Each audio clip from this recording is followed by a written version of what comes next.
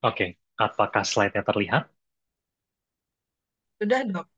Oke, suara saya jelas ya.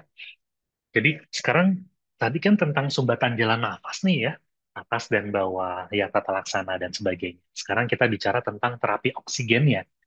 Nah, jadi kalau kita bicara urutan kegaperotan pada anak, kita mulai dari A dulu, baru B, baru C gitu ya.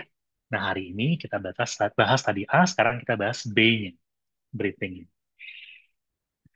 Kita tahu kalau oksigen itu sangat dibutuhkan dalam berbagai reaksi dalam tubuh. Oksigen itu tapi kita sepakati adalah obat ya. Artinya apa? Namanya kita ngasih obat ya, itu bisa underdose, bisa overdose sih. Terlalu sedikit nggak tercapai tujuannya, terlalu banyak bisa timbul efek samping atau toksisitas. Jadi tujuan kita memberikan terapi oksigen adalah mencapai oksigenasi yang adekuat dengan fraksi oksigen terendah-rendahnya. Ya. Jadi kalau teman-teman ditanya fraksi oksigennya, dosis oksigen itu satuannya apa? Satuannya bukan liter per menit ya, tapi adalah persen. Berapa dosis oksigen yang saat ini kita hirup? Nah, itu sama dengan fraksi oksigen di udara, yaitu 21%. Gitu ya. Berapa dosis oksigen yang diberikan dari sumber oksigen murni yang dari dinding atau dari tabung? Itu 100%. Tapi apakah fraksinya berarti 100% yang sampai ke pasien? Belum tentu, nanti kita lihat. Nah, kita bicara tentang hipoksemia ya, dan hipoksia ya. Kalau hipoksemia itu kekurangan oksigen dalam darah ya. Patokannya PaO2-nya kurang dari 80 mm air raksa. Kalau hipoksia itu kekurangan oksigen di jaringan ya. Kalau hipoksemia ya, tanpa hipoksia ya, itu apa namanya? Kita bisa meningkatkan pasokan oksigen ya. Salah satu caranya dengan meningkatkan cardiac output ya. Karena kita tahu ya, rumus dari pasokan oksigen atau oksigen delivery itu adalah cardiac output ditambah 1,34 dikali hemoglobin ditambah 0,03 dikali PaO2. Gitu ya. Jadi kita bisa meningkatkan cardiac output, kita bisa menurunkan oksigen consumption. Ini pada kondisi shock contohnya. Kalau hipoksia, tanpa hipoksemia, itu kalau diperiksa PO2-nya bisa tinggi gitu ya. Tapi ternyata PO2-nya itu tinggi karena jaringannya nggak bisa mengakses oksigen. Itu seringkali terjadi pada kerusakan mitokondria. Ya. Nah, sementara kondisi yang kita sering hadapi adalah hipoksemia, hipoksia. Ya. Jadi kondisinya dia hipoksia jaringan karena memang oksigen konten di dalam darahnya rendah. Ini yang paling sering. Ya. Jadi kita bedakan ya, hipoksemia, hipoksia, atau hipoksemik, hipoksia. Nah, kalau kita bicara tentang antaran oksigen atau pasokan oksigen atau oksigen delivery, itu tergantung dari kapasitas akut oksigen dan dari perfusi. Ya. Nah, kita katakan oksigenasi adekuat kalau ada keseimbangan antara hantaran oksigen ke jaringan ya dengan konsumsi oksigen di jaringan. Kalau dia inadequat, maka akan terjadi metabolisme anaerob gitu ya. Yang nyampe ke jaringan itu tidak sampai ya dengan masalahnya bisa dari sumbernya, bisa dari hantarannya gitu kan. Maka contohnya pasien-pasien shock yang berkepanjangan walaupun dikasih oksigen konsentrasi tinggi ya, tapi sudah terjadi metabolisme anaerob hingga akhirnya bisa terjadi kematian pada tingkat sel. Nah, parameter oksigenasi itu macam-macam ya. Saturasi oksigen itu kita bisa melihat dari analisis gas darah ya, saturasi oksigen arterial ya. Itu sebenarnya berapa persen hemoglobin yang terikat dengan oksigen. Kalau SpO2 ya, itu saturasi oksigen perifer. Mengukurnya secara non-invasif ya, teman-teman pasti sangat terbiasa ya. Bahkan rata-rata di rumah juga punya nih, zaman COVID dulu ya. Itu kita gunakan pulse oximeter, monitoring bedside ya. Target kita pada pasien pediatrik 9297 ya, eh, pada pasien tanpa hiperkapnia tapi. Kalau FiO2 itu adalah dosis oksigen yang diberikan, jadi fraksi yang diinspirasi. Berapa konsentrasi oksigen dalam udara yang dihirup ya. Nah, ini diatur saat memberi terapi oksigen. Hindari fraksi yang tinggi. Jadi, cutoff point-nya pada anak itu 60% ya. Kalau sudah di atas 60% ya, kita kasih fraksi 100% gitu ya, ventilator. Kita set sampai 100%. Kenapa? Supaya saturasi tercapai. Berarti harus ada sesuatu yang dikerjakan. Karena kalau dibiarkan dia 100% terus ya, maka akan terjadi toksisitas. Ya. Bahkan pada populasi ekstrim seperti neonatus ya, return itu dia bisa sampai kebutaan. Ya. Kemudian, kalau PaO2 itu tekanan parsial oksigen arterial. Ya. Jadi, molekul oksigen terlarut dalam plasma, aplikasi klinisnya itu digunakan pada pasien kritis untuk mengevaluasi oksigenasi dan ventilasi ya. Ini dari hasil AGD atau ASTRUP ya. Nah, kalau kita bicara terapi oksigen, kita harus paham tentang kurva disosiasi oksigen ya. Ini kurvanya ya. Kurvanya sumbu X-nya adalah tekanan oksigen parsial ya. Kemudian untuk sumbu Y-nya itu adalah saturasi oksigen arterial ya. Nah, kurva ini dia bisa bergeser ke kiri, ya, shifting to the left pada kondisi alkalosis, ya, hipotermia. Kemudian dia bisa juga bergeser ke kanan, shift to the right. Contohnya pada kondisi asidosis, ya, peningkatan DPG ini dan hipertermia, ya. Kemudian eh, ini kurvanya tidak linear, ya, karena karena hemoglobin itu sifatnya kan dia tidak kooperatif, ya. Setelah satu molekul oksigen berikatan, hemoglobin lebih mudah mengikat oksigen berikutnya. Jadi dia tidak linear. Kita lihat nih kurvanya begini. Dan kurva ini akan menunjukkan korelasi antara tekanan parsial di oksigen di arteri ya, ini kan didapatkan dari AGD, dengan saturasi bisa di arteri atau saturasi perifer, SO2 atau SpO2. Kita lihat ya, dia korelasinya paling bagus nih kira-kira di sini nih ya. Saturasi sekitar 85%-an gitu ya. Tapi begitu saturasinya sudah naik di atas 97%, kita lihat ya, PO2-nya itu sudah bisa dia 12, bisa dia 14, bisa 16 ya. Atau kalau di dalam milimeter air raksa, PO2-nya itu bisa 100, bisa 200 gitu. Jadi korelasinya tuh udah jelek di sini. Sehingga makanya target saturasi kita itu di 9297, sehingga kita bisa memperkirakan PO2 yang ada itu berapa gitu ya. Pasien kita sebenarnya hipoksemia atau tidak. Nah, kalau kita bicara hipoksia, itu kan di jaringan ya, ada ketidakseimbangan antara pasokan dengan yang digunakan. Ini hukum ekonomi ya, supply and demand gitu ya. Nah, supply-nya apa? Supply-nya tergantung dari cardiac output, tergantung dari kadar oksigen dalam arteri ya. Itu tergantung dari mana? Dari hemoglobin, ya, dari saturasi oksigen, dari tekanan oksigen arterial ya. Nah, hantaran bisa buruk karena corak jantung yang buruk, karena tekanan oksigen arterial yang rendah, karena hemoglobinopati, atau bisa juga karena anemia, gitu ya. Sehingga kalau kita memperbaiki oksigenasi, maka semua ini harus kita address. Ya. Nah, hipoksemia itu terapinya adalah oksigen, ya. Karena tekanan oksigen di dalam darahnya kan rendah, maka kita harus berikan oksigen. Ini kondisi mengancam nyawa. Penyebab tersering bisa pneumonia, bronkiolitis, asma, meningitis, sepsis. Ya. Secara klinis biasanya ada sianosis sentral ya. Jadi itu di daerah sekitar mulut ya. Kemudian napas cuping hidung ya. Granting, tampak mengantuk, takipnya retraksi dada. Glukometer ini wajib diperiksa. Ini metode yang non-invasif ya. Biasanya mudah dan murah. AGD itu gold standar dan paling akurat, tapi mahal dan tidak semuanya punya. Dan dipengaruhi oleh cara pengambilan sampel yang buruk ya. Misalnya kita ngambil, saya maunya arteri gitu, tapi saya ngambilnya di brachialis gitu ya. Padahal brachialis itu sebelah-sebelahan sama vena. Habis itu keluar PO2-nya kok rendah ya. Padahal saturasinya nggak sesuai. Nah, jangan-jangan mix ya. Atau kita ambil di femoral. Kita juga tahu itu sebelah-sebelahan. Maka harusnya diambilnya di radialis gitu ya. Kalau kita mau ngambilnya arteria.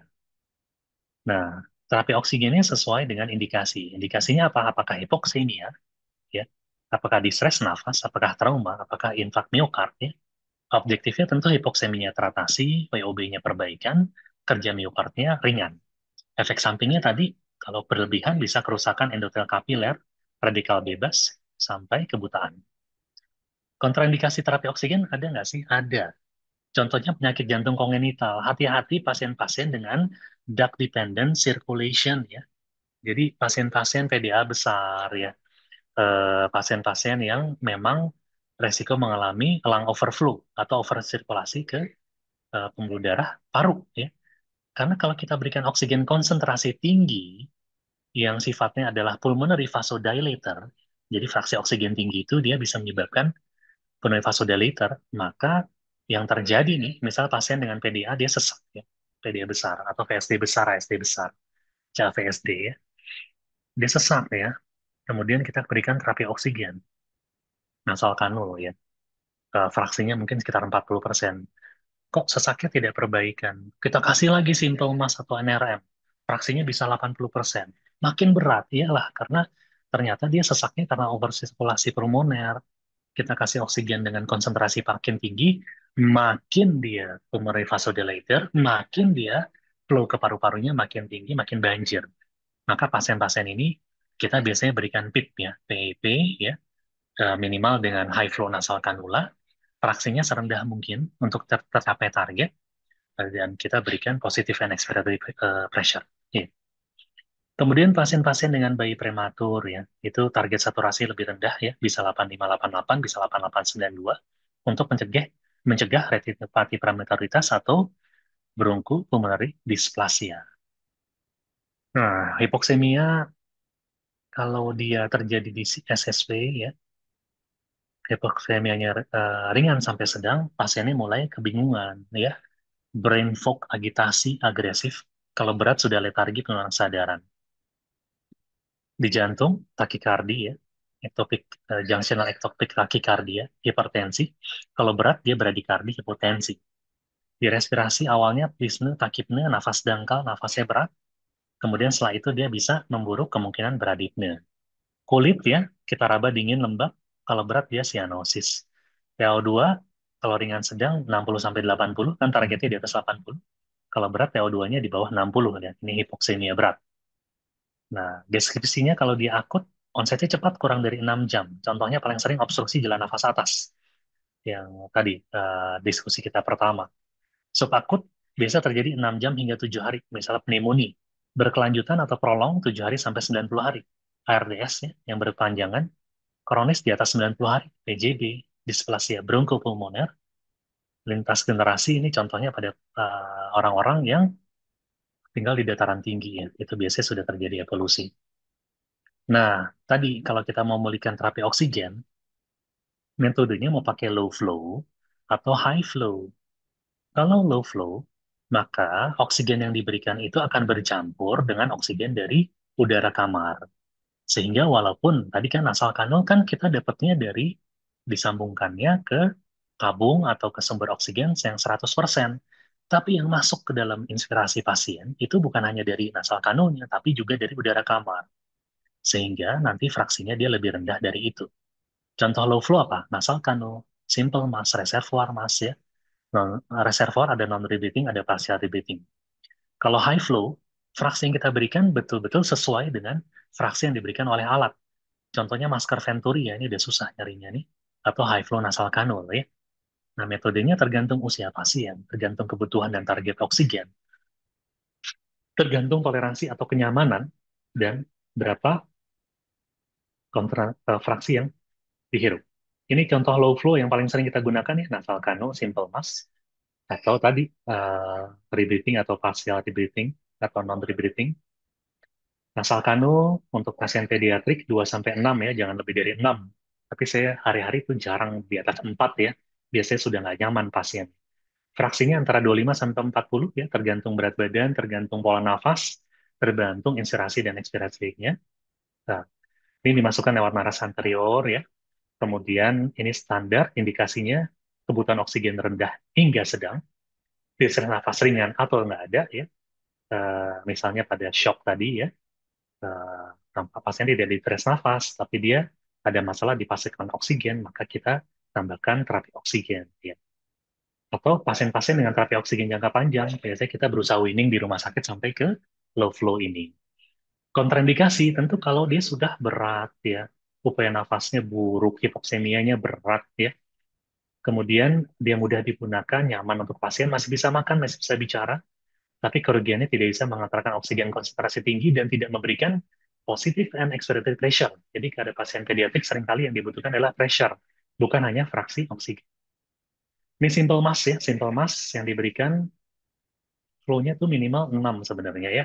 Kalau di bawah 6 kadang-kadang dia CO2-nya akan trapping di situ ya.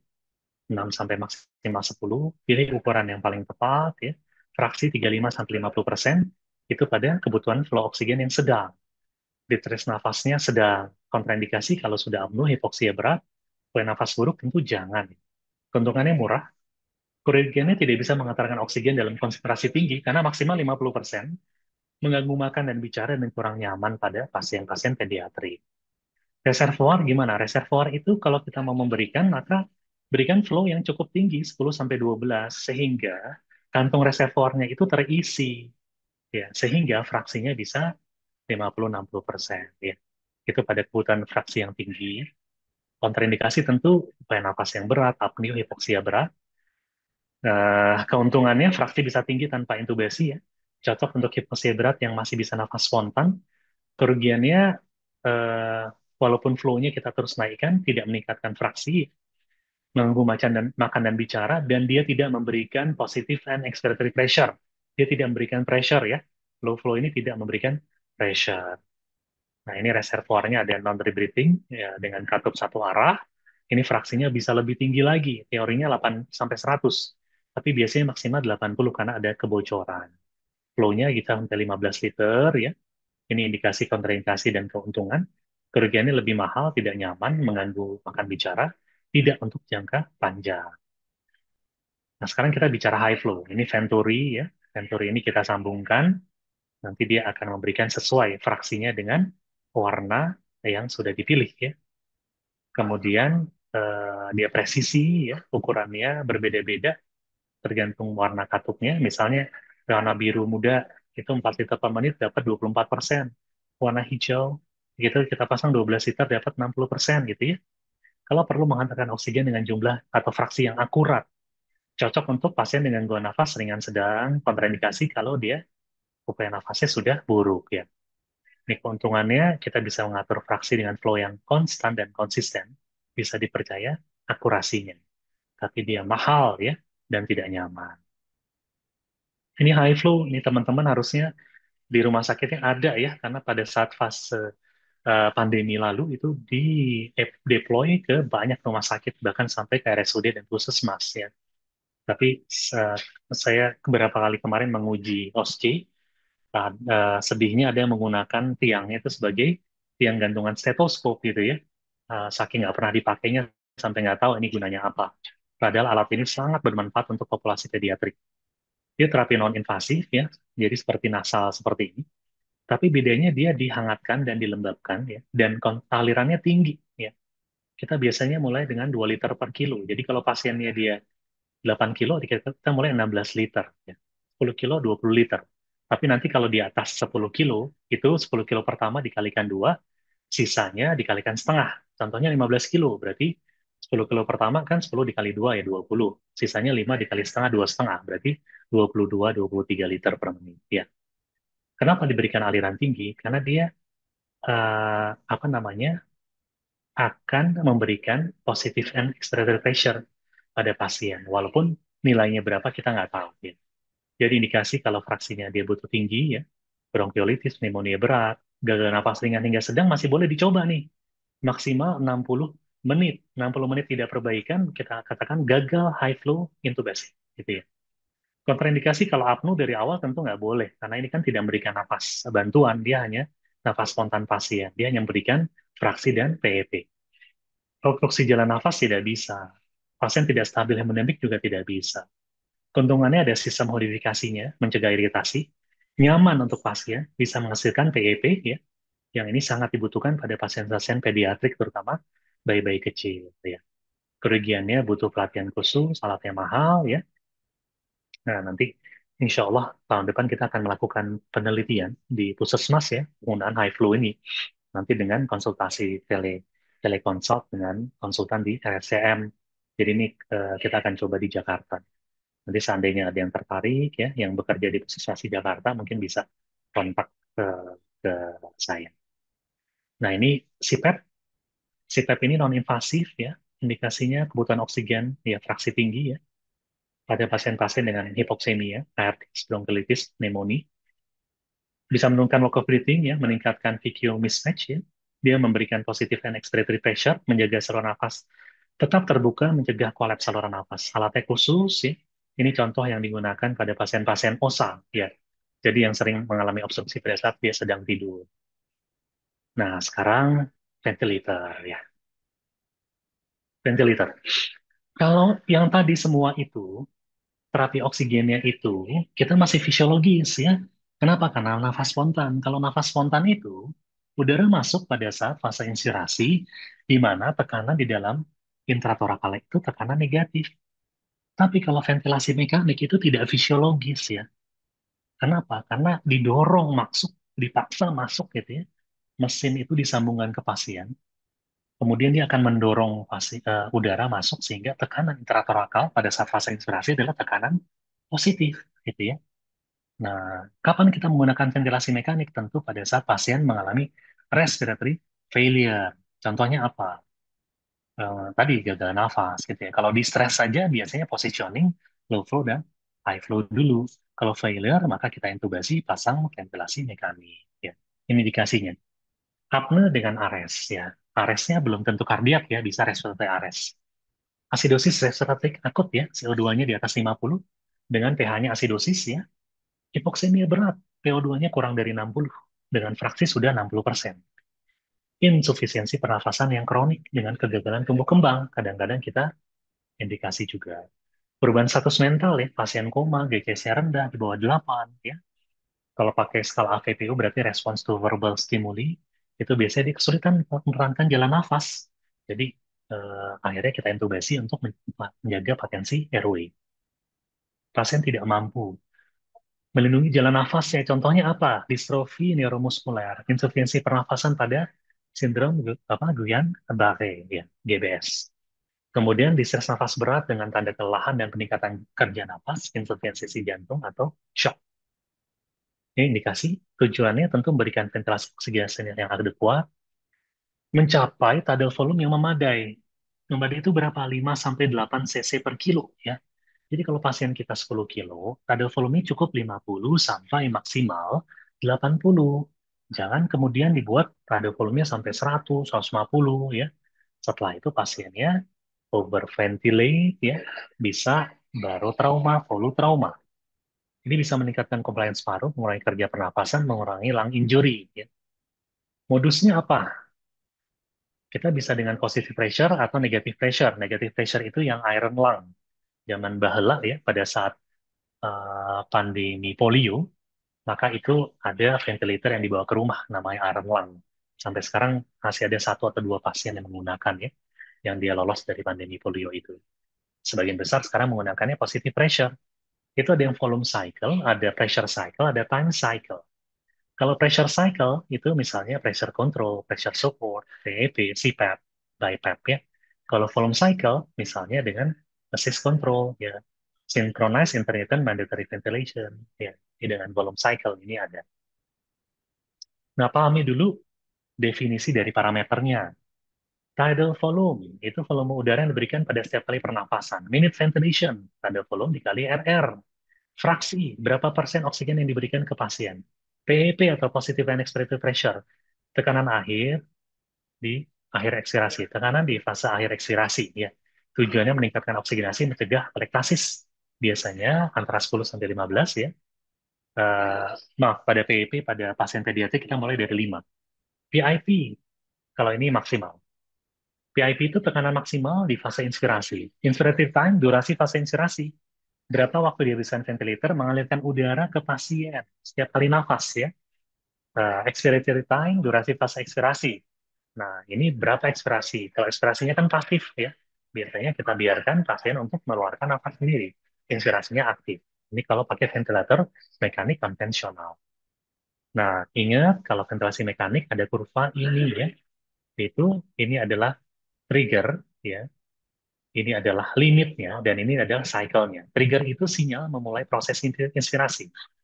Limit itu batasan aliran udara mengalir. Ya. Cycle itu proses memberikan inspirasi, ya, dan dimulai fase ekspirasi. Ya. Jadi trigger itu kira-kira kapan nafas mulai dikasih. Kalau limit itu berapa banyak nafas yang diberikan. Kalau cycle, kapan fase inspirasi berakhir dan fase ekspirasi dimulai. Itu kira-kira. Nah, ini volume control. Ventilator mengalirkan udara itu kalau mendapat trigger, ya, dari mesin atau dari pasien. Targetnya bisa volume, ya, atau pressure, dan akan berakhir kalau targetnya tercapai. Tugas kita sebagai klinisi akan mengatur frekuensi nafas, kadar volume, inspiratory time, fraksi, dan PET. Pasien akan bernafas minimal sesuai dengan RR yang diatur. Setiap nafas memiliki kadar volume yang sama. Nah, pada modus volume control, itu yang disetting kadar volume, RR, fraksi, dan PET. Ya. Kemudian, dia akan berhenti pada saat pressure-nya tercapai. Jadi, kalau pasiennya dia volume volume garanti atau volume control, ya, itu karena kadar volumenya tercapai, pressure-nya akan berubah-ubah tergantung compliance-nya, maka pada saat ternyata misalnya di awal compliance-nya jelek, begitu sudah dilakukan pemasangan ventilator, compliance perbaikan. Kalau kita tidak mengubah setting, maka bisa saja ternyata pressure-nya jadi tinggi sekali, ya. Maka pasien bisa mengalami baru trauma di sini. Kalau volume control. Kalau pressure control itu sebaliknya, ya. Ventilator akan mengalirkan udara kalau trigger itu dimulai, baik dari pasien atau dari mesin. Targetnya pressure akan berakhir kalau inspiratory time-nya terpenuhi. Jadi kita mengaturnya apa? Kita atur inspiratory time, RR, fraksi, dan PET. Kemudian pasien akan bernafas minimal sesuai RR yang diatur dengan tekanan inspirasi yang sama, kadar volumenya tergantung resistance dan compliance. Jadi kita set pressure yang sama, volumenya bisa beda-beda tergantung resistensi dan compliance paru pasien. Jadi kalau pasiennya berubah resistensi dan compliance dan kita tidak ubah, maka resikonya bisa volume trauma. Karena dengan pressure yang sama, volumenya bisa berubah-ubah. Nah, kalau pressure support, itu semua nafas di-trigger oleh pasien. Ini biasanya pada saat kita sudah mulai winning, ya, mungkin persiapan untuk extubation readiness test. Aliran udara diberikan dengan target tekanan, inspirasi diakhiri dengan nilai flow, jadi flow cycle. Yang kita atur apa? Aksi, apa namanya? Kita setting apa? Inspiratory time, sorry, fraksi dan PEP. Untuk kadar volumenya sebenarnya ditentukan oleh pasien, ya. Ini pada saat dia mengikuti, ini hanya supportnya saja, tapi tetap trigger, kemudian nafasnya kalau dia tidak mencapai maka akan disupport oleh mesin. Ya. Resikonya bisa hipoventilasi atau apnea kalau nafas spontannya tidak cukup. Kalau SIMV atau synchronized intermittent mandatory, itu trigger bisa dari mesin atau pasien, bisa volume control atau pressure control, ya. Kemudian ditambahkan breath cycle time. Jadi di antara nafas-nafas yang mandatory, ya, yang diberikan mesin, pasien bisa nafas spontan dengan nafas minimal yang kita atur. Nah, ini ya bedanya volume control ventilation dengan pressure control. Kalau volume control, volume tidalnya tetap. Kalau pressure control, justru bervariasi. Kalau volume control, unit ventilation sudah ditetapkan. Kalau pressure control itu diukur. Kalau volume control, tekanan inspirasinya, ya, airway pressure tadi, itu bervariabel. Kalau pressure control itu tetap, dan inspiratory flow-nya dia konstan di volume control. Kalau pressure control dia menurun. Nah, ini parameter yang awal. Kalau kita mau setting awal, pasien kita intubasi. Untuk bayi prematur, RR-nya pilihannya pressure control, ya. Neonatus lebih sering pressure control, atau kalau sudah advance dengan pressure regulated volume control, ya. Pressure regulated volume garanti, ya. PRVC atau VG. Kalau bayi prematur, tentu RR-nya masih cepat. PIP-nya biasanya kita set lebih tinggi, ya, untuk mempertahankan valve-nya tetap terbuka. Inverter time-nya sekian, ya, PIP-nya sekian. Ini setting awal, ya. Neonatus seperti ini. Kalau pediatrik bagaimana? Kita bisa dengan volume control, dengan pressure support bisa, ya. Atau dengan pressure control kalau lebih terbiasa bisa. RR-nya 20-30, PIP-nya biasanya kita start di 5 kecuali kondisi tertentu, ya. Ini inspiratory time-nya, ini PIP-nya. Kalau volume control, nah ini rate-nya, ya. Ini kalau ada remaja pilihannya lebih ke volume control. anak besar ya, PIP-nya kita pertahankan. Saran saya mulai dari 5 dulu ya, kecuali ada indikasi tertentu ya. Inspiratory prime-nya lebih panjang ya. Perhatikan nih, begitu nafasnya RR-nya lebih rendah, IT-nya lebih panjang. Karena ini memang berhubungan. PIP-nya bisa lebih tinggi ya, dan lebih tinggi lagi kalau pada ARDS yang berat. Nah, ini pengaturan mode dari volume control ya, untuk tade volumenya dan waktu inspirasi sesuai usia tadi, aliran disesuaikan secara otomatis, trigger sesuai sensitivitas nafas yang dipicu pasien ya. Jangan terlalu sensitif juga. Tekanan, hindari tekanan tinggi, atur PIP dan fraksi, ini kita yang mengatur. Dan selain klinis, kita pantau dengan AGD. Ini kalau untuk pressure control, ya, kita atur rate dan inspiratory time. PIP atau PIP atau delta pressure itu, PIP dikurangi PEP kita atur ya. Dengan delta pressure sekian, periksa tadi volume tercapai nggak? Tadi 5-8 cc per kilo. Atur sensitivitasnya, atur fraksinya, pantau dengan AGD. Nah, ini tadi volume ya harus di atas 4,4 atau mudahnya 5 cc per kilo. Rekomendasinya ada pakai 5-8 atau 6-8 untuk 0-8 tahun dan 8-10 untuk anak yang lebih besar. Kalau tadi volumenya terlalu berlebihan, resikonya adalah ventilator induced lung injury ya. Ini volume trauma. Tekanan ya. Kita pertahankan PIP-nya itu atau apa namanya? Di bawah 25 ya. Itu dianggap yang aman. Tekanan di atas 25 resikonya baru trauma ya. Dan PIP biasanya 5 ya. 5 sampai 8 lah ya. Itu mencegah kolaps alveoli, menjaga oksigenasi memadai. PIP kurang dari 5 pada pasien pediatrik jarang digunakan ya, kecuali kalau parunya sensitif atau kita menghindari over distensi. Ya. Ini nafas berdasarkan usia ya, ini inspiratory time-nya. Kemudian kita harus tahu ya kapan kita gunakan konvensional ya. Kemudian ini kalau sudah perbaikan ya, kapan kita weaning, kapan kita extubation radiance test, kapan kita ekstubasi ke low flow atau ke high flow atau ke NIV gitu ya. Sementara kalau yang ekshalasi, tentu begitu intubasi, pasien tidak perbaikan, fraksi nggak bisa diturunkan, kapan kita lung recruit, kapan kita harus naik ke HFOV ya, high frequency oscillator, ventilator, dan sebagainya.